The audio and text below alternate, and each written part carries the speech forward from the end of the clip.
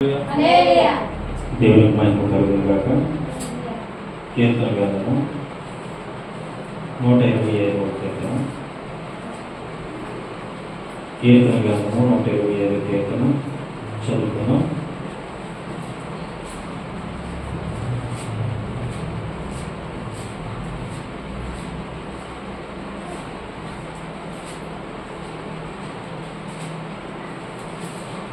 Sorry 128వ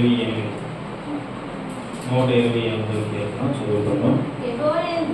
యెహోవాయందు భయభక్తులు కలిగి ఆయన త్రోవయందు నడుచువారందరూ ధన్యులు. నిశ్చయముగా నీవు నీ చేతుల కష్టార్జితమును అనుభవించెదవు. నీవు ధన్యుడవు, నీకు మేలు కలుగును. నీ లోగిట నీ భార్య ఫలించు ద్రాక్షవల్లి వలె ఉండెను. నీ భోజనం పరచుచు నీ పిల్లలు ఒలీవ మొక్కల వలె ఉండరు. యెహోవాయందు భయభక్తులు గలవాడు ఆశీర్వదించబడును. సీయోనులో నుండి యెహోవా నిన్ను ఆశీర్వదించెను. నీ జీవిత కాలమంతయు యెరూషలేముకు క్షేమము కలుగుట చూచెదవు. నీ పిల్లల పిల్లలు చూచెదవు. ఇశ్రాయేలు మీద సమాధానం ఉండును. ఆమేన్. హల్లెలూయా. ఈ రోజు మనం ధ్యానించుకుందాం ఈ 128వ కీర్తన. ఇందులో కొన్ని ఆశీర్వాదాలు ఉన్నాయి, కొన్ని వాగ్దానాలు ఉన్నాయి. ఇవి చాలా వరకు కొన్ని సందర్భాల్లో దేవుడు నాకు పదే పదే గుర్తు చేస్తున్నటువంటి వాగ్దానాలతో కూడినటువంటి వాక్యం. హల్లెలూయా, హల్లెలూయా. అయితే 28వ కీర్తనలో ఉన్నటువంటి మాటలన్నీ కూడా వాగ్దానాలతో కూడినవి. ఇక్కడ మనం ఏ విధంగా ఉంటే ఫలిస్తామో, ఏ విధంగా ఉంటే అభివృద్ధి చెందుతామో, ఏ విధంగా ఉంటే దీవించబడతామో ఇక్కడ స్పష్టంగా తేటగా సూటిగా రాయబడి ఉంది.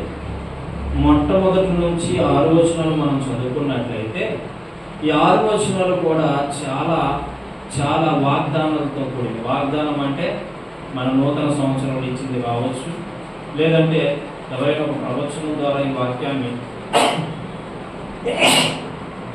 చూపించడం కావచ్చు, మరి ఏదైనా కావచ్చు. హల్లెలూయా. కానీ 128వ కీర్తనని మనం జ్ఞాపకం చేసుకుంటే కనుక అక్కడ భక్తుడైనటువంటి మరి దావీదు రాస్తూ అంటున్నాడు, యెహోవాయందు భయభక్తులు కలిగి ఆయన త్రోవల యందు నడుచువారందరూ ధన్యులు. హల్లెలూయా. మొట్టమొదటి నుంచి మనం చెప్పుకుందాం ఈరోజు.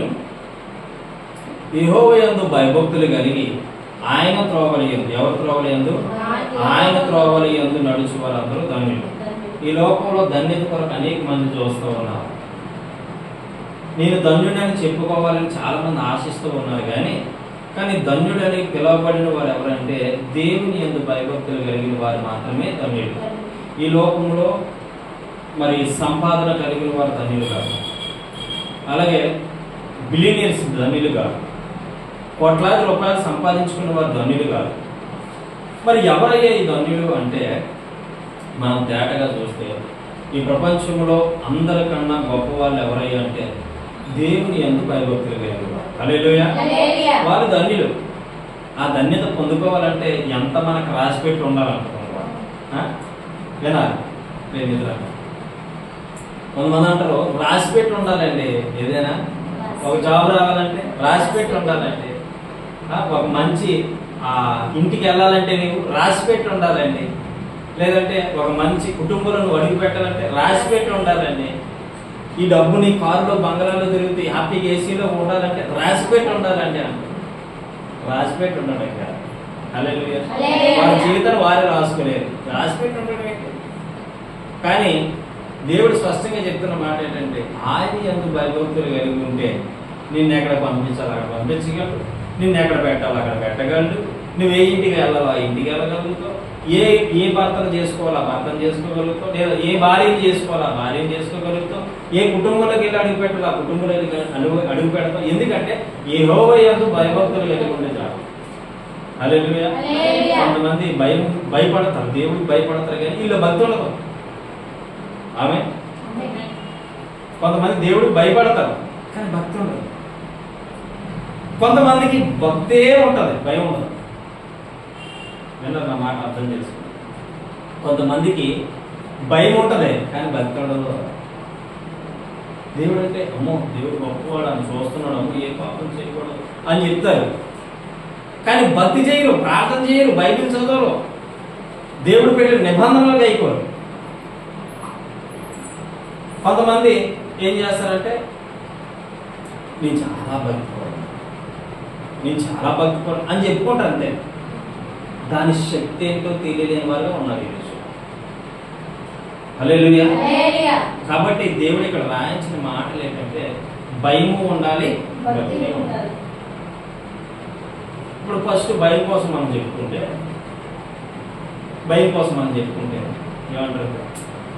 దేవుడు గొప్పవాడు, చిన్నది కూడా చూస్తాడు. ఏమంటారు? చిన్నది కూడా చూస్తాడు. మనం చాలా యథార్థంగా ఉండాలి, చాలా పరిశుద్ధంగా ఉండాలి, చాలా నీతిగా ఉండాలి, చాలా కరెక్ట్గా ఉండాలి అని ఆశిస్తారు. వీళ్ళు ఉంటారు కూడా. అంతా తెలిసి మురుకాల్లో పని పడినట్టు ఉంటుంది అంటారు. ఎందుకంటే దేవుడు చూస్తున్నాడు, ఆ భయం ఉంది. మరి భక్తి అది ఎక్కడ పెట్టి? ఇంటికాడ ఏం పెట్టి మూట కట్టేసి ఒక మూల దగ్గర పెట్టి అగరొత్తులు, ఊదొత్తులు అవి పెట్టి ఏమైనా పూజ ఏం చేస్తున్నా? ఎక్కడ పెట్టా భక్తి? యథార్థంగా పరిశుద్ధంగా జీవించడం ఒకటైతే, రెండోది దానికి తగినట్టు భక్తి ఉండాలి. హల్లెలూయా. దానికి తగిన భక్తి ఉండాలి. కనీసం డైలీగా ఒక మనిషి జీవితంలో డైలీగా అట్లీస్ట్ డైలీ 1 గంట బైబిల్, 1 గంట ప్రార్థన, వారానికి ఒక ఉపవాసం, ఒక రోజు కంపల్సరీ.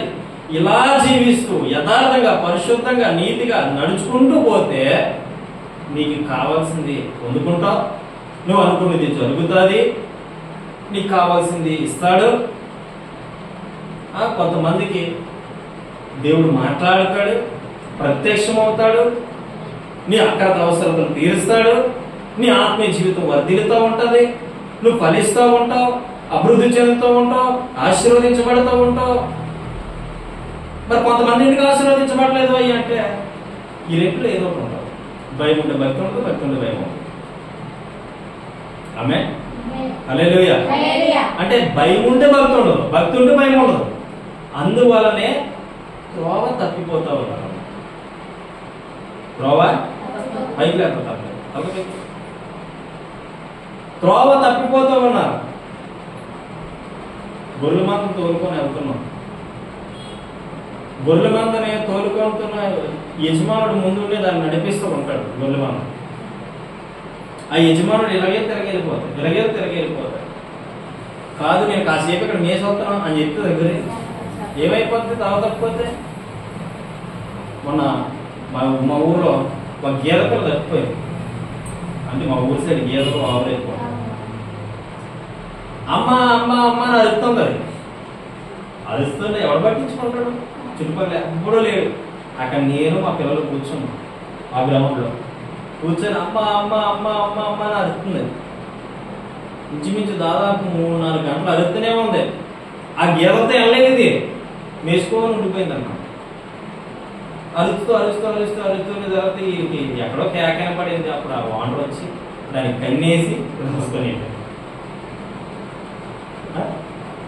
కొన్నిసార్లు మందిరానికి ఒక త్రోవ పెడతాడు దేవుడు. శుక్రవారం అని, ఆదివారం అని రావాలి.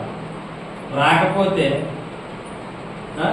తోవ తప్పిపోయిన గొర్రె ఎలా ఉంటుంది? రామ్మని రాదే, ఎందుకు రావాలి? ఏం జరిగిందని రావాలి. వేసుకోదే ఏం జరిగిందని రావాలి. ఏం జరిగింది వస్తావాలి అని రావాలి. ఎంత అజ్ఞానంగా మాట్లాడతారంటే కొంతమంది చాలా అజ్ఞానంగా మాట్లాడతారు. తర్వాత వాళ్ళు వచ్చిన తర్వాత కొంతమంది నేను బలవంతం తీసుకొచ్చినా కానీ అప్పుడు ఆ చివరి వచ్చారు కాబట్టి వచ్చా లేకపోతే అంతే. కొంతమంది ఏం చేస్తారంటే ఒకవేళ భార్య చర్చికి రావాలని భర్తతో ఫోన్ చేస్తుంది, ఈరోజు రాదండి బాస్ గారు, ఈరోజు బాస్ గారు ఏం చేస్తుంది? నీ భక్తి నిన్ను కాపాడుతుంది, నీ భర్త భక్తి నిన్ను కాపాడుతుంది. నువ్వు తింటే నీ కడుపుకే, పక్కోడు కడుపు నిండాలో నువ్వు తినవు కదా. లాజిక్ ఆలోచిస్తారు వీళ్ళు. భక్తి చేయడానికి కూడా లాజిక్లు, భక్తి చేయడానికి కూడా లాజిక్ ఉపయోగిస్తారు.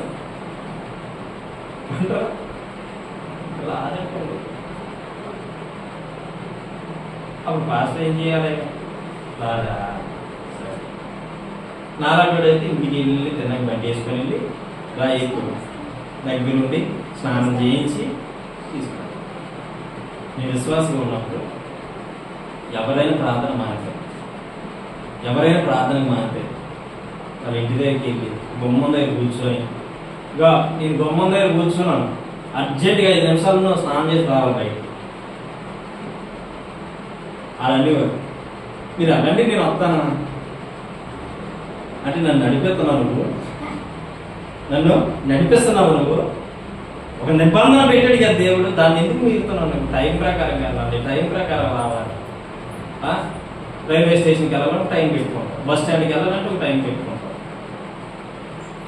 డ్యూటీకి వెళ్ళాలంటే ఒక టైం పెట్టుకుంటావు.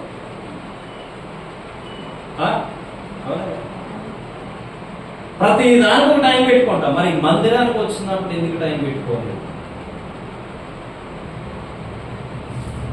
మనం ఎప్పుడు వెళ్ళే మందిరమే, డ్యూటీకి ఎప్పుడు వెళ్ళే తోసేద్దాం బయట. డ్యూటీకి బయటకి ఆ టైం ఏ టైం పెట్టి ఆ టైం వెళ్తే బయట ఉంటుంది, ఇంకొకరు. మరి దేవుడు ఎలాగంటే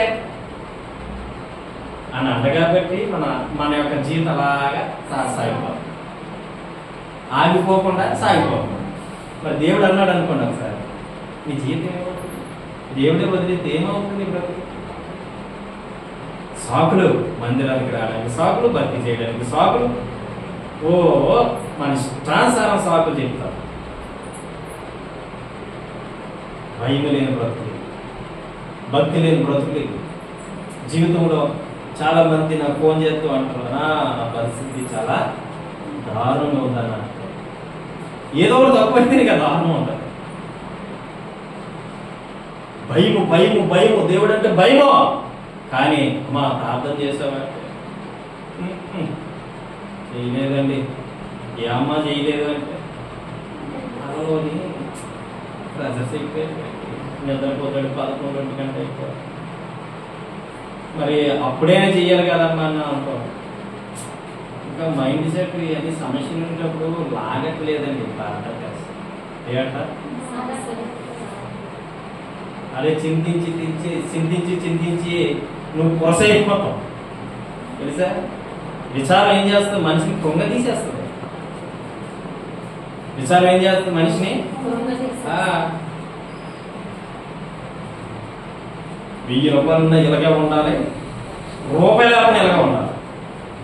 అప్పుడు నీ కృంగుదల చూసాడు ఏం చెప్తాడంటే, ఏం చెయ్యాలి ఇంకా ఏమంటాడు సాధన గడిచి, ఇంకా ఎంత మనద పెట్టినా ఈ లొంగలే అసలు, ఈ ఎంత ఇబ్బంది పెట్టినా ఇంకా లొంగలే, ఇంకా దేవుడు అంటున్నాడేంటి, ఇంకా భక్తి అంటున్నాడు, ఇంకా చర్చ అంటాడేంటి. ఎలా లొంగ తీయాలి? ఏదో ఒక పన్నాంగాలు పడుతుంది, మడతేసి తిరగేసి అట్టేసి ఎంత నేలకేసుకున్నా నీవు ఉన్నటువంటి ఆత్మీయత కోల్పోకుండా ఉంటే, ఎన్నిసార్లు శాతాన్ని గడుపుకున్నా, ఎన్నిసార్లు నీ ఆత్మీయ జీవితాన్ని కాపాడుకున్నా అలా నిలబడిపోయి ఉంటే, ఏదో ఒక రోజు అడుగు గుర్తొచ్చి నీకో నమస్కారం అన్నాయన. ఏమంటాడు? నీకో నమస్కారం, నీ భక్తికో నమస్కారం, నీ దగ్గర నేను సరిపోను, నా జీవితమే నేను చూసుకుంటాను, సక్సెస్ అయిపోవాలి. అప్పటి నుంచి నీకు స్టార్ట్ అయిపోవాలి విజయం. హల్లెలూయా. అలా టైంలో మనం ఏం చేయాలి? ఎలా ఒక దెబ్బెత్తలేడు అంతే, ఎలాగుండి నీవు అలాగే ఇంకోటి ఎత్తాడు, ఇలాగే ఇంకోటి ఎత్తాడు, ఇంకా నాన్న ఏమైపోయింది. ఏది మన భక్తి? ఎక్కడ ఉంది మన భక్తి? చిన్నటువంటి కార్యాలకే నీ భక్తిని ఏం చేసుకుంటున్నా? పాడు చేసుకుంటావు. నీకు ఏం చేస్తాడు? చిన్న చిన్న మడతలాంటి తీసుకొస్తాడు. దేవుడు ఎవరిని కూడా హింసించి శిక్షించేవాడు కాదు. అర్థమైతే ఉంది. దేవుడు ఎవరిని శిక్షించాడు? మనల్ని బట్టి మన కష్టాలు వచ్చినప్పుడు అది దేవుడు పెట్టడు. ఒక్కోసారి దేవుడు పెట్టినవి ఉంటాయి, ఒక్కోసారి దుష్టుడు ఎక్కువ పెడతాడు. నువ్వు నలిగిపోతామంటే ఆడు చూస్తామంటే పరీక్ష పరీక్ష పరీక్ష అడిగా నేను చూడు కావాలంటే వాడి మందిరానికి వెళ్ళకూడదనేసి నేను ఒక పని కల్పిస్తాను. వాడు ఏ పని పనితో చెప్తాను. వాడి మందిరానికి వెళ్ళకూడదని నేను ఒక పని కలిగిస్తాను. అప్పుడు దాకా ఈయన ఏం చేసేవాడంటే మందిరానికి వచ్చేవాడు. టైం మీద మందిరానికి వచ్చేవాడు. ఒక పని కల్పించగానే పాస్టర్ గారు ఫోన్ వస్తుంది. ఏమమ్మా రాలేదంటే రాలేదయ్యారు. ఎందువల్ల రాలేదంటే చాలా తర్వాత పని దొరికింది కదా అయ్యారు, మరి ఉండాలి కదా అయ్యారు. గోదావరి మాట్లాడతారు. ఒక ఆవిడ నాకు ఫోన్ చేస్తుంది గోదావరి నుంచి. అక్కడ నుంచి ఫోన్ చేసి తిరగండి, పనికి వెళ్ళారు కదా అయ్యారు, పనికి వెళ్ళకపోతే అలా వస్తుంది అయ్యారు అంటున్నాను. అలాగే చెప్తున్నాను. పని దొరకలేదు దొరకలేదు దొరకలేదు దొరకలేదు దొరకలేదు దొరకలేదు అని ఇంటికాడ కూర్చుంటాం. దేవుడు అమ్మాయి ఎంత కష్టం పడుతుంది నా కుమార్తె నా కుమారుడు అని చెప్పేసి ఏదో చిన్న పని కల్పించాడు. అదే జీవితం బ్రతికేస్తారే, అదే బ్రతికి కదా. ఏ బ్రతుకు? అదే బ్రతుకు. మరి నీ ఆత్మీయ జీవితం నీకు లేదా? దేవుడు ఎదగాలని, ఫలించాలని, అభివృద్ధి చెందాలని. ఇవన్నీ ఎందుకంటే భౌతిక సంబంధమైనవి. పని అని, డబ్బు అని, ధనం అని, తిండి అని, తెప్పని భౌతిక సంబంధమైన వాటి మీద ఆధారపడద్దు నీవు. ఈ భౌతిక సంబంధమైన అంటే భూలోకంలో ఉన్నవి. ఈ భౌతిక సంబంధమైన వాటితో నీకు లెక్కలేదు. కానీ ఆత్మ సంబంధమైన వాటి వరకు ఎదగాలి. హల్లెలూయా. ఆ భక్తి చేయండి. నీ ఇష్టం వచ్చిన భక్తి చేసి దేవుని మెప్పించాలంటే కుదరదు.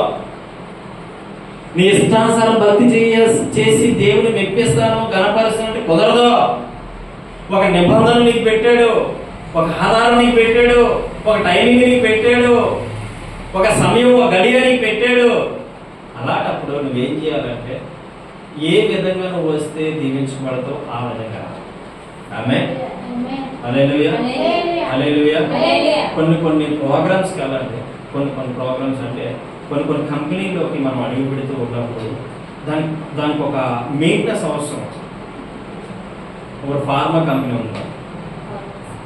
ఫార్మాసిటీలోకి జోడేసుకు వెళ్ళి మామూలు బట్టలు వేసుకొని వెళ్ళిపోతే పని ఇచ్చేస్తాడు. కింద షూ ఉండాలి, పైన హెల్మెట్ ఉండాలి, చేతికి గ్లౌజులు ఉండాలి, ముక్కుకు మాస్క్ ఉండాలి. అర్థమవుతుంది? ఇవన్నీ నీ డబ్బులు పెట్టి నువ్వు కొనుక్కోవాలి. కొనుక్కొని అప్పుడు ఫార్మాలోకి ఇల్లు అడుగు పెడితే పని చేయడానికి అవకాశం దొరుకుతుంది. షూ లేకుండా, మాస్క్ లేకుండా, హెల్మెట్ లేకుండా, గ్లౌజులు లేకుండా వీళ్ళు వెళ్ళి ఇక నుంచి అంటే దానికి అవసరం. పని చేయాలంటే యేసుప్రభు పని చేయాలంటే నీతి, యథార్థత, పరిశుద్ధత, టైమింగ్స్, పద్ధతి పాడు ఉంటుంది. నువ్వు ఎలా పడితే అలా వచ్చి, ఎలా పడితే అలా జీవించి, ఎలా పడితే అలా నడుచుకొని, ఎలా పడితే అలా మాట్లాడి, ఎలా పడితే అలా ఉంటే నెవర్ దేవుడు నీకు మెచ్చడు. మీ దేవుడికి మెచ్చే భక్తి ఇది కాదు. దేవుడికి మెచ్చే భక్తి కాదు. హల్లెలూయా. అలా మనం దేవుని ఎదుట నమ్మకంగా, నీతిగా ఉండడం, పరిశుద్ధంగా ఉండడం ఒక వంతు అయితే, ప్రార్థన చేయడం, బైబిల్ చదవడం, దేవుడితో గడపడం ఉండాలి. ఆమేన్. ఇప్పుడు చెప్పండి, భయము భక్తి కలిసి ఉండాలా? భయం ఒకలాగా భక్తి ఒకలాగా ఉండాలా? భయము భక్తి. ఇప్పుడు దాకా భయం భక్తి గురించి చెప్తాం. అది కింద కొన్ని విషయం చూసుకోండి. 2వ వచనం. ఈ భయభక్తులు కలిగి ఉన్నవారు వారి జీవితాలు ఎలా ఉంటాయో చెప్తున్నాడు వాగ్దానం. చూడాలి 2వ వచనం.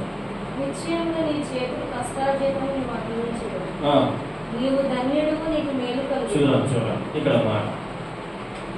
ఈ భయము భక్తి కలిగి ఉన్న వారి జీవితాలు ఎలాగ ఉంటాయంటే, నిశ్చయముగా నీ కష్టార్జితమును నీవు అనుభవిస్తావు.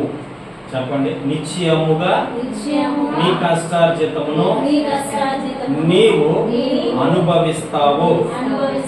ఎందువల్ల అనుభవిస్తాడు అంటే దేవుని యందు భయభక్తులు కలిగి ఉండి ఏ పని చేసినా దాని మీద వచ్చిన డబ్బు ధనము కూడా, దాని మీద వచ్చినటువంటి ఆ యొక్క ధనము ఏమైతుందంటే ఆశీర్వదించబడతాడు. హల్లెలూయా.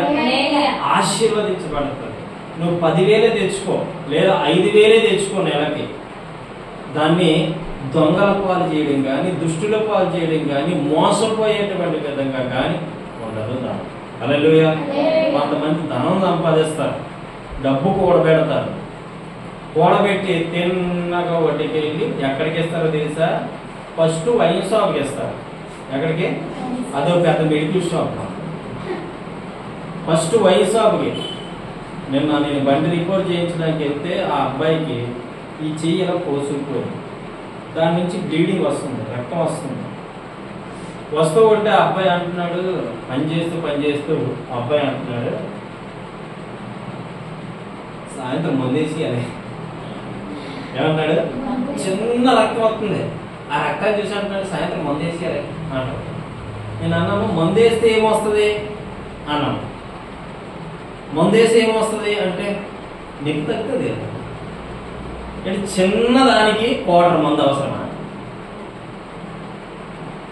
అలాగంటే నేను ముఖం మాట్లాడేసరికి అంటున్నాను, అలా కాదండి. ఏమంటున్నాడు మళ్ళీ మాట? అలా కాదు, మా డాడీ తాగుతారు, ఆ మందు చొక్క నా చేతి మీద వేసుకుంటే మారుతుందని అంటున్నాను అంటున్నాడు. మళ్ళీ అటు నుంచి ఇటు తిప్పేసట్టు లేదు. మన కష్టార్జితం ఫస్ట్ అడిగి మెడికల్ షాప్కి వెళ్ళిపోదు. మెడికల్ షాప్ అంటే ఈ లైవ్ లో చూసిన వారు మెడికల్ షాప్ అనుకుంటారు, మెడికల్ షాప్ కాదు ఇది. ఈ లిక్విడ్కి వెళ్ళిపోతుంది. Brandy shop. 2 డాక్టర్కి వెళ్ళిపోద్ది. ఎవరికి వెళ్ళిపోద్ది? డాక్టర్లకు వెళ్ళిపోద్ది. నువ్వు దేవుని యందు భయభక్తులు కలగకుండా కానీ జీవిస్తే లేని కొన్ని రోగాలు వస్తూనే ఉంటాయి నీకు. తిన్నగా దేవుడు ప్రార్థన మందిరానికి వెళ్ళాం. ఎంత డబ్బు ఖర్చు అయినా పర్లేదు మా ఆవిడ తగ్గిపోవాలి, ఎంత డబ్బు ఖర్చు అయినా పర్లేదు నా భర్తకి తగ్గిపోవాలి, ఎంత డబ్బు ఖర్చు అయినా పర్లేదు నా బిడ్డలే తగ్గిపోవాలి అంటదంట. డాక్టర్ ఏం చేస్తే ఎంత డబ్బు అంటే ఎంత ఉండగా వాళ్ళు 5 రూపాయలు చేసిన 10 రూపాయలు వేస్తాడు. ఈ 10-15 వేస్తుంది. అంటే నిజాయితీగా ఉన్న డాక్టర్లు ఉన్నారు, వాళ్ళు పక్కన పెట్టండి.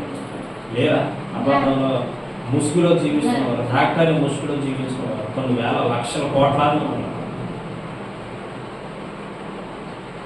నీ కష్టార్జితం ఎవరి పాలవుతుందంటే ఎవరి పాలవుతుంది? డాక్టర్ల పాలవుతుంది. మూడోది ఎవరి పాలవుతుంది తెలుసా? నీ కష్టార్జితం ఎవరి పాలవుతుందంటే చాలా మంది తల్లిదండ్రులు సంపాదించి కూడబెట్టి ఇళ్లలో దాస్తే చిల్లర మల్లరగా తిరిగి కొడుకులు కూతురు ఏం చేస్తారంటే వాళ్ళ దగ్గర లాక్కుపోతారు, లోకం మీద ఖర్చు పెడతారు. చాలా ఆమేన్, హల్లెలూయా. లోకం మీద ఖర్చు పెడతారు. ఇలాగా కొన్ని విధాలుగా అనేక పర్యాయాలు అనేక వ్యక్తులు పనికి మాలిన విషయాల కొరకు మాత్రమే ఖర్చు పెడతారు. కానీ అయ్యో నాకు 10,000 ఇచ్చాడు దేవుడు, వినాలి, మనసు పెట్టాలి. నాకు దేవుడు 10,000 ఇచ్చాడు, నేను 1,000 రూపాయలు కానుక దేవుడికి ఇస్తే ఆ 9 వంతులు కూడా నేను హ్యాపీగా తిని హ్యాపీగా బ్రతకొచ్చు కదా అని విశ్వాసం నమ్మకం ఎవరు ఉండదండి. ఎవరిలో ఉండదు. కాబట్టే నీ కష్టార్జితాన్ని నువ్వు మనసారా అనుభవించలేవు. నువ్వు అనుభవించాలి అంటే దేవుని కానుకొని యథార్థంగా తీయాలి అంతే. అదే డబ్బును నువ్వేం చేస్తావంటే బంగారము నగలు కొనుక్కుందాం దాచుకుంటావు. దేవుడికి ఇవ్వవు, గుర్తుపెట్టుకో. దేవుడికి ఇవ్వవు, ఇంట్లో పెట్టుకుంటావు. ఏమవుతుంది తెలుసా? అన్ని తెలిసిన నీవే ఇంట్లో పెట్టుకొని ఏ నగలో ఏదో కొనుక్కుందామని ఇంట్లో పెట్టుకుంటే నీ డబ్బు తిన్నగా హాస్పిటల్కి వెళ్ళిపోతుంది. నువ్వు వెళ్ళమని చెప్పక్కర్లేదు దాన్ని, వెళ్ళిపోతే. ఏమంటే కడుపు నొప్పో, ఒళ్ళు నొప్పో, ఆ నొప్పో, ఈ నొప్పో, ఇంకే నొప్పో, తీరా మోసిందంతా చూసి ఫాస్ట్గా వెళ్ళిపోతారు. ఇప్పుడు అంత ట్రీట్మెంట్ గీట్మెంట్ డబ్బు ధనము అయిపోయి ఇంకా చేతులు ఎత్తేసిన తర్వాత అయ్యో ఏసయ్యా నువ్వు బతికితే బతుకుతుంది అవి చచ్చిపో. అప్పుడు అంతా ఫాస్ట్. అమ్మా నీకు వచ్చిన 10 రూపాయలు నమ్మకంగా 1 రూపాయి నువ్వు తీసి ఇలా ఉంటే నీ కష్టం వచ్చినా ఇప్పుడు, బాధ వచ్చినా ఇప్పుడు. చాలా మంది ఇదే దీంట్లో కూడా ఏముండాలంటే భయం ఉండాలి. నేను దేవుడి సొమ్మును ఖర్చు పెట్టడానికి నేను అర్హుడు కాదు అనే భయం నీలో ఉంటే నువ్వు దీవించబడుతూనే ఉంటావు, ఆశీర్వదించబడుతూనే ఉంటావు. హల్లెలూయా.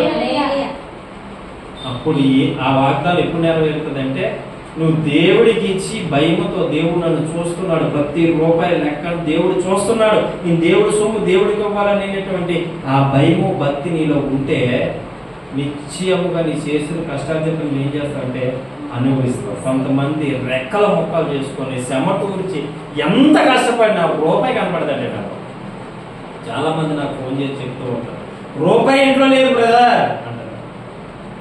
అన్నీ తెలిసి నువ్వే పనికిమాల వల్ల ప్రవర్తిస్తే దేవుడు నమ్ముకోలేననుకో నువ్వేం చెప్తావు?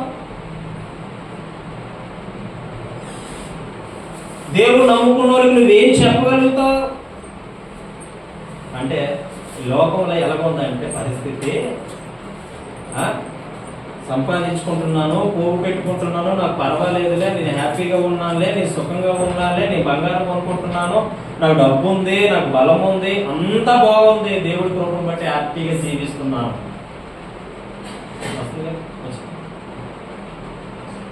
దేవుడి కృపను బట్టి నేను హ్యాపీగా బ్రతుకుతున్నాను అనుకుంటారు. కానీ నీకు తెలీదు నువ్వు మోసపోతావు అన్నా. హల్లెలూయా, హల్లెలూయా. లోకంలో ఉన్న వాళ్ళ కంట నువ్వు తెలుసుకున్న వ్యక్తివి కనుక నీ కష్టార్జితంలో 10వ భాగం తీసి దేవుడి మందిరానికి అర్పించు కంపల్సరీ. లేకపోతే నీ సొమ్ము పరుల పాలైపోద్ది, నీ సొమ్ము దుష్టుల పాలైపోద్ది, నీ సొమ్ము డాక్టర్ల పాలైపోద్ది, నీ సొమ్ము లిక్విడ్ షాపులకి వెళ్ళిపోద్ది.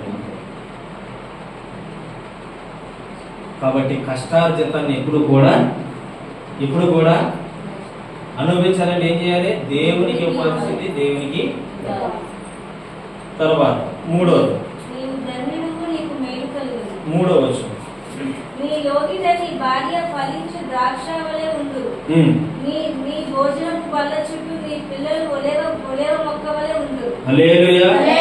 ఈ దేవుని యందు భయభక్తులు కలిగి ఉంటేనంట 3వ వచనం ప్రకారము నీ లోగిట నీ భార్య ఫలించు ద్రాక్షవల్లె వలె ఉండెను, నీ పిల్లలు నీ భోజనపు బల్ల చుట్టూ నీ పిల్లలు ఒలీవ మొక్కల వలె ఉండరు. హల్లెలూయా. ఒలీవ మొక్కని ఎందుకు పోల్చాడంటే అది ఎదుగుతూనే ఉంటారు, అది ఫలిస్తూనే ఉంటారు, అభివృద్ధి చెందుతూనే ఉంటది, ఆశీర్వదించబడుతూనే ఉంటది. హల్లెలూయా, హల్లెలూయా. ఆశీర్వాదాలండి జ్ఞాపకం చేసుకోవాలి. ఒలీవ మొక్క అంటే అది ఎదుగుతూనే ఉంటది తప్ప ఎన్ని సమస్యలు వచ్చినా ఎంత ముళ్ళతప్పులో ఉన్నా అది ఎదుగుతూనే. హల్లెలూయా. ఇక్కడ నీ లోగిటి నీ భార్య ఫలించు ద్రాక్షవల్లి వలె ఉండను అంటే అర్థం ఏంటంటే దేవుని యందు భయభక్తులు కలిగి జీవించే కుమార్తె అయినా కుమారుడైనా లేకపోతే స్త్రీ అయినా పురుషుడైనా దేవుని యందు భయభక్తులు కలిగి జీవిస్తే నీ భార్య నీవు చెప్పినట్టు వింటారు. ఆమేన్. నీ భార్య అది. కొంతమంది భార్యలు భర్తలు ఈరోజు తన్నుకొని తిట్టుకొని కుటుంబాలు ఇడిపోతున్నాయి. కారణం ఏంటంటే వీళ్ళు ఈ రెండు లేవు. చాలా మంది అన్నిలు పక్కన పెట్టండి, వాళ్ళకి తెలియదు, వాళ్ళు మోసపోవడానికి వారికి తెలియదు, ఈ వాక్యము వారికి తెలియదు. మరి క్రైస్తవుడికి ఏం పట్టుకుంది? ఏం దయ్యం పట్టుకుంది? క్రైస్తవుడికి ఏం పట్టుకుంది? క్రైస్తవులను దయ్యాలు ఎక్కువ ఉంటుంది తెలుసా? ఎందుకంటే ఇది సరిగా నడరు కాబట్టి అవి వచ్చి ఆరోగ్యం చేస్తూ ఉంటుంది. అన్నిలు ఉండదు, అన్నిలు గొప్పలు అవుతూనే ఉంటారు. ఎందుకంటే వాడి సొత్తు కాబట్టి ఏదని చెప్తారు. వాళ్ళు పక్కన పెట్టండి. దేవుని నమ్ముకున్న వ్యక్తులకి ఏమైంది? భార్య అంటే భర్త దండేసుకుంటాడు, భర్త అంటే భార్యను దండేస్తుంటాడు. పిల్లలు తల్లిదండ్రులు చూడరు, పిల్లలు చూడరు తల్లిదండ్రులు. సమాధానం లేదు, ఐక్యత లేదు, ప్రేమ లేదు, గొడవలు అలా ఎందుకు వస్తున్నాయంటే మీరు భయము భక్తి కలిగి జీవించకపోవడం. దేవుని యందు భయభక్తులు కలిగి నువ్వు జీవిస్తే గనక, దేవుని యందు భయభక్తులు కలిగి నువ్వు నడుచుకుంటే గనక ఖచ్చితంగా నీ భార్య నీ మాట వింటది, నీ భర్త నీ మాట వింటాడు. హల్లెలూయా. పిల్లలు తల్లిదండ్రులు మాట వింటారు, తల్లిలు పిల్లల మాట వింటారు. ఏమండి వాక్యానుసారం మనం చూసుకుంటే ప్రార్థన చేసి ప్రభుని అడుగుతాం, ప్రభువా నేను ఫలాన్ని కావాలని అడుగుతున్నాను, ఇస్తాడే ఇవ్వడా? ఇస్తాడు కదా. నువ్వెవరో తెలియకపోయినా నువ్వు అడిగింది ఇస్తున్నాడు ఆయన. మరి ఆయన చెప్పి నువ్వు చేస్తున్నావా? మరి ఒకవైపు నీది ఉంటే ఎలా కుదురుతుంది? రెండు వైపులు వెళ్ళాలి కదా, అవునా కదా? ఆయన అడిగి నువ్వు పొందుకుంటున్నావు, నీకు ఇస్తున్నాడు ఆయన. జాబ్ కావాలంటే జాబ్ ఇస్తున్నాడు, పని కావాలంటే పని ఇస్తున్నాడు, ఇల్లు కావాలంటే ఇల్లు ఇస్తున్నాడు, వాహనం కావాలంటే వాహనం ఇస్తున్నాడు, తినడానికి తిండి ఇస్తున్నాడు, కట్టుకోవడానికి బట్టలు ఇస్తున్నాడు, అన్నీ ఇస్తున్నాడు. ఆయన చెప్పేది నీ హృదయాన్ని పరిశుద్ధంగా ఉంచుకో, పవిత్రంగా ఉంచుకో, నీతిగా ఉంచుకో, యథార్థంగా ఉంచుకో, చక్కగా జీవించు, చక్కగా బ్రతుకు అని చెప్తాడు. మరి నువ్వు చేస్తున్నావా? అందుకే భార్య అంటే భర్తకు పడదు, భర్త అంటే భార్య. ఈ రోజుల్లో ఇంకోటి స్టార్ట్ అయిపోయింది, భార్య భర్తమయ్యా అనుమానం. ఏంటి అన్ని జబ్బుల కంటే పెద్ద జబ్బు ఏంటంటే అనుమానం జబ్బు. అనుమానం. ఇప్పుడు ఎక్కడికో ఇల్లు వస్తుంది, ఇడికి చెప్పదు. ఎవరికి? భర్తకి చెప్పదు. ఎక్కడికి వెళ్ళమంటే నీకు చెప్పాలేంటి? ఏమంటది? నీకు చెప్పాలేంటి? రోషన్ గారు అయితే వేస్తాడు మన మామూలుగా, ఆ మాట వేసేస్తాడు. ఏమక్క బీ మొత్తం అలరొట్టు అయిపోతుంది, చిత్తం కూడా మారుతుంది. ఎందుకు కొట్టావు? ఇప్పుడు ఆ కొట్టడం తిన్నగా ఏ జాకెట్ చింపించుకొని చీర చింపించుకొని తిన్నగా స్టేషన్కి పోవాలి. తిన్న స్టేషన్కి పోయి నా భర్త ఎలా చేసాడంటే అక్కడికి వాళ్ళు మంచి చెడ్డ ఆలోచించరు, జరిగింది ఏదో తెలీదు. ఈవిడ చెప్పిందే నమ్ముతారు. ఈ రోజుల్లో ఆడని చెప్పిందే నమ్ముతారు. మొబైల్ పక్కన పెట్టారు, ముందు చెత్తకొట్టిన తర్వాత అప్పుడు అడుగుతారు ఏమైందిరా, ఏమైందమ్మా అంటారు. ఈడు ఇంకా ఈ దెబ్బలతో పచ్చి ఒళ్ళు పచ్చి కుండైపోద్ది. నన్ను చెప్పేదాకా ఆలకించుకున్నాను, చెత్తకొట్టి సరికున్నాను చెప్పమంటే నేను చెప్పిన సుఖమే అంటాడంట. నేను చెప్పిన సుఖమే ఉందండి, నేను చెప్పిన సుఖమేముంది? ఆ కొట్టే ముందు ఆలోచించి ఏటైందని అడిగితే బాగుంటుంది కదా. ఇంకా ఆడవాళ్ళు కేసు పెట్టారంటే మరి వెనక ముందు చూడలేదు. ఎందుకంటే కుటుంబాలు ఎందుకు వస్తుందంటే భయం లేక బతికలే. కొంతమంది ఆడవాళ్ళు మొగోళ్ళ కన్నా ఫాస్ట్ ఎగిరిపోతారు అనమాట. ఎగిరిపోతారు మనుషుల మీద ఎగిరిపోతాం అంటే ఈడు మెత్తనోడు అయితే పర్వాలేదు, గట్టుడు అయితే ఏం చేస్తాడు? ఆ నడుము కట్టుకుని బెండ తీస్తాడు, మచ్చలు అంతా. అప్పుడు మళ్ళీ తిన్న మెడికల్ షాప్కి వెళ్ళి బాబా చూపియని ఆయన అంటే ఆడు అడుగుతాడు, నేను ఏదైనా అడిగితే ఇస్తావేంటి? ఇవరా చూపు అంతే, డబ్బులు పెట్టుకుని వస్తాడు, నీ చూపు తీసుకుంటాడు, ఇంటికి వెళ్తాడు శుభ్రంగా అప్పుడు పెట్టి మందు ఎట్టి ఒక 2 రోజులు రెస్ట్ తీసుకో. అప్పుడు ఆలోచన వస్తుంది నీకు. ఏ ఆలోచన అంటే నీ నోరు పారేసుకోవడం బట్టే కదా ఇది జరిగింది. అవునా కదా? నేను ఆడవాళ్ళ గురించి చెప్తాను అనుకుంటా, మొబైల్ అలాగండి. ఇంట్లో పెట్టి చిత్తం కొట్టేసి ఉండా మగవాళ్ళు చిత్తం కొట్టేసి ఇంట్లో కూర్చోబెట్టిన ఆడవాళ్ళు ఉన్నారు ఈరోజు, తెలుసా? తెలపడకండి, భర్తల మీద తెలపడకూడదు. బైబిల్ చెప్తాను. హల్లెలూయా, హల్లెలూయా. చెత్తకొట్టినారు ఉన్నారు, లేదనుకున్నారా? ఎంతమందిని చూసారా? లోపల చెత్త కొట్టేసి బయటకు వచ్చి అని భర్త పోజేస్తాడు, అలా ఉండు అంటే బయట అంతా ఎలా ఉంటుంది అంటే అవునా నీ చెప్పినట్టు ఎలా పోతే ఎలాగ ఉంటుంది అంటారు అంతే.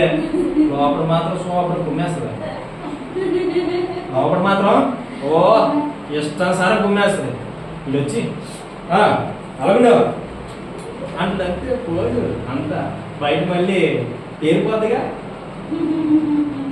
అంతమంది భార్య లేరు, ఇన్ని కుటుంబాలు. ఎందువల్లంటే అన్ని గొడవలు అల్లర్లు కారణం ఏంటంటే వీళ్ళు భయం లేదు, భక్తి లేదు.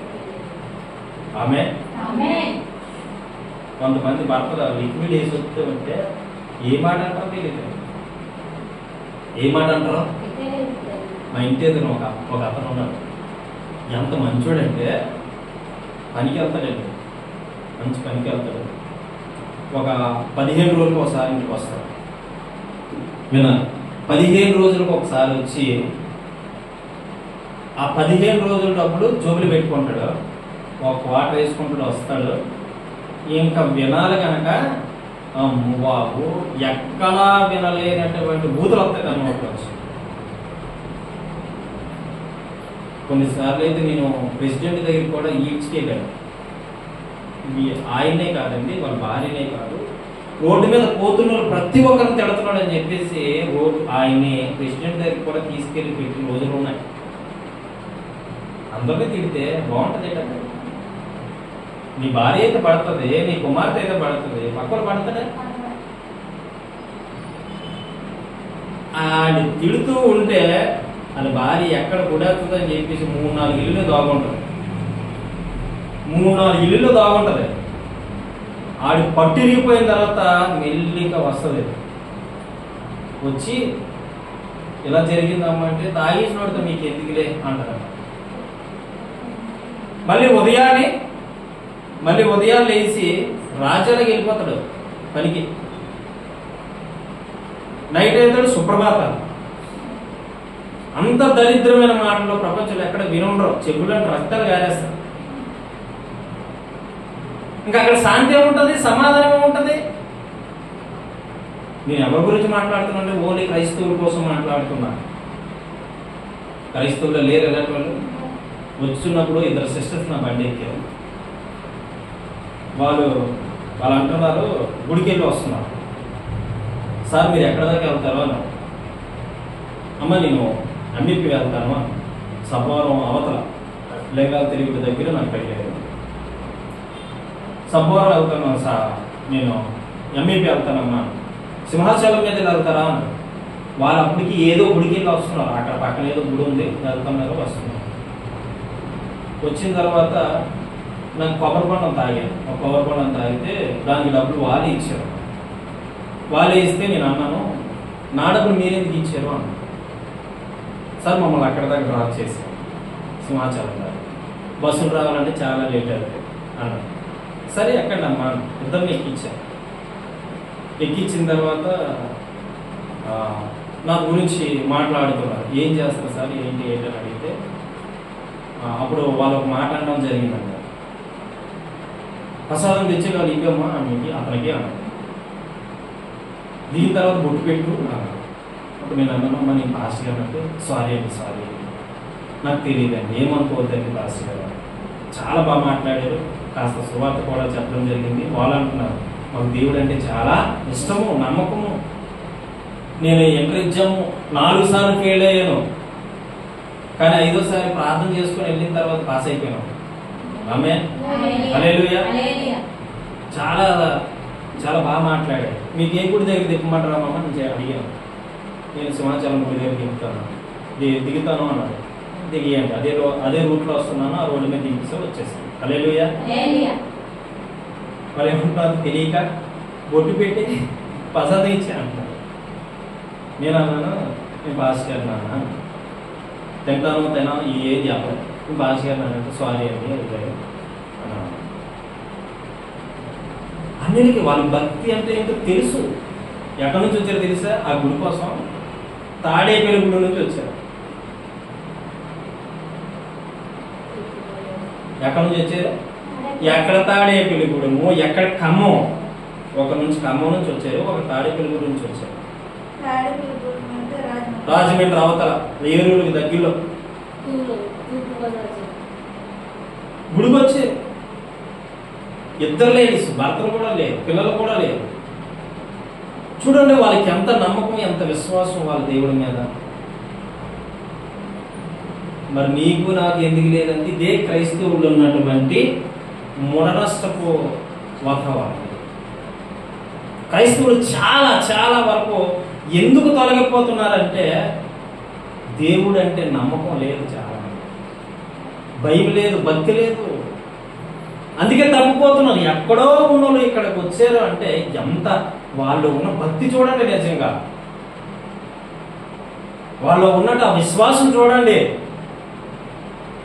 మరి నీకు నాకు ఆ విశ్వాసం ఎందుకు లేదంటే మనం ఇక్కడ పక్కన మందిరం ఉన్నాయి, వెళ్ళం.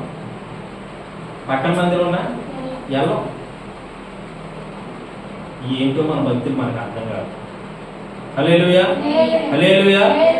అంటే ఈ రోజుల్లో సమాజం ఎలా తయారైపోయిందంటే భార్య అంటే భర్తకు పడదు, భర్త అంటే భార్యకు పడదు, పిల్లలు అంటే తల్లిదండ్రులు పడదు, తల్లిదండ్రులు అంటే పిల్లలు పడదు. ఎందుకు ఈ గొడవలు, ఎందుకు ఈ అల్లర్లు, ఎందుకు ఈ సమస్యలు వస్తున్నాయి అంటే నీలో లేవు, భయం లేదు, భక్తి లేదు. అందువల్ల నాకు చాలా మంది అడిగారు, చాలా మంది నా యూట్యూబ్ ఛానల్ సబ్స్క్రైబ్ చేసుకున్నారు. వాళ్ళందరికీ చెప్తున్న మాట అంటే మీ ఇంట్లో పడలేదంటే దేవుని యందు భయభక్తులు లేదు. మొదట మీకు అది మీ ఇంట్లో మీ భార్యకి నీతో మీ భార్యకి గొడవలు అవుతున్నాయి అంటే కారణం ఏంటంటే భయం లేదు, భక్తి లేదు. అందువల్లే నీ పిల్లలు నువ్వు చెప్పినట్టు వినరు, అందువల్లే నీ భర్త నువ్వు చెప్పినట్టు వినవు, అందువల్లే నీ భార్య నువ్వు చెప్పినట్టు విందో. హల్లెలూయా. చాలా మంచి విషయం దేవుడు మాట్లాడుతాడు ఫ్యామిలీ. చాలా మంది ఇదే అంటే నీ భార్య ఫలించు ద్రాక్షావల్లి,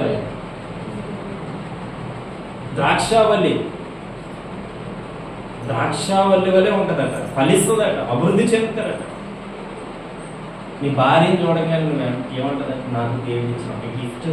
ఆమె నా భార్యతో నేను అంటాను నువ్వు నాకు దేవుడు ఇచ్చిన గిఫ్ట్ అంటే,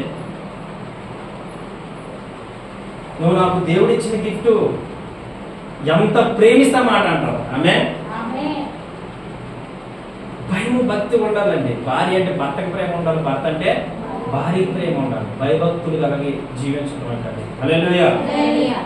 4వ వచనం. యెహోవా యందు భయభక్తులు కలవాడు ఇలాగా ఆశీర్వదించబడెను. ఎలాగా? 5వ వచనం చూడండి. సియోనులో నుండి యెహోవా నిన్ను ఆశీర్వదించెను. నీ జీవిత కాలమంతయు యెరూషలేముకు క్షేమము కలుగ చూచెదవు. చాలు. దేవుని యందు భయభక్తులు గలవారు ఆశీర్వదించబడతారంట. ఎలాగే ఆశీర్వదించబడతారంటే సియోనులో నుండి యెహోవా నిన్ను ఆశీర్వదించెను. ఆమేన్. హల్లెలూయా. సియోన్ అంటే ఎక్కడ? సియోన్ అంటే అర్థం, మరొక అర్థం ఏంటి? పరలోకం. ఆమేన్. పరలోకం నుండి దేవుడు నిన్ను ఏం చేస్తాడట? ఆశీర్వదిస్తాడట, దీవిస్తాడట.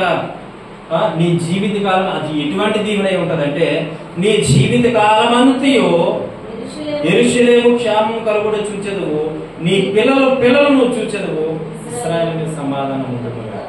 ఏ ఆశీర్వాదం తెలుసది? సియోనులో పరలోకం నుండి దేవుడు నిన్ను ఆశీర్వదిస్తే నువ్వు ఎంతకాలం అయితే భూమి మీద బ్రతకాలనుకుంటున్నావో అంతకాలం కూడా భూమి మీద బ్రతుకుతావు. హల్లెలూయా. అంతకాలము భూమి మీద బ్రతుకుతావు. నువ్వు ఎంతకాలం అయితే భూమి మీద బ్రతకాలనుకుంటున్నావో అంతకాలము భూమి మీద బ్రతుకుతావు. నువ్వు అదే కాదు, కొంతమంది మొత్తం మనవలు చూస్తారు.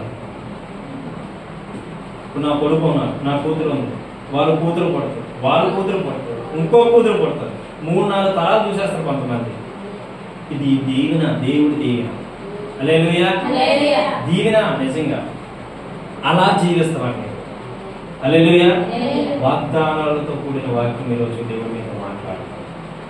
నువ్వు ఏ విధంగా ఉన్నావు నాకు తెలియదు, కానీ దేవుని యందు భయభక్తులు కలిగి జీవిస్తే నీవు బాగుంటావు, నీ కుటుంబం బాగుంటుంది, కష్టార్జితం బాగుంటుంది, నీ జీవితం బాగుంటుంది, నీ కుటుంబాన్ని కట్టుకోగలుగుతావు, నీ జీవితాన్ని కట్టుకోగలుగుతావు, నీ మనసును కట్టుకోగలుగుతావు. ప్రతి దాన్ని నువ్వు ఏం చేసుకుంటావు తెలుసా? కట్టుకోగలుగుతావు. హల్లెలూయా. హల్లెలూయా. కాబట్టి గమనించండి, దేవుని యందు భయభక్తులు కలిగి ఉంటా ఎంత గొప్ప మీరు. ఆమేన్.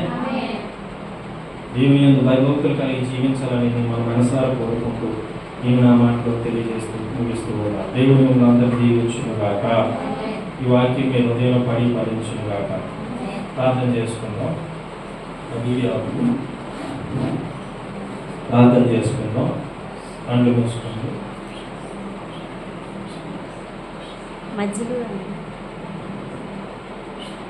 మధ్యలో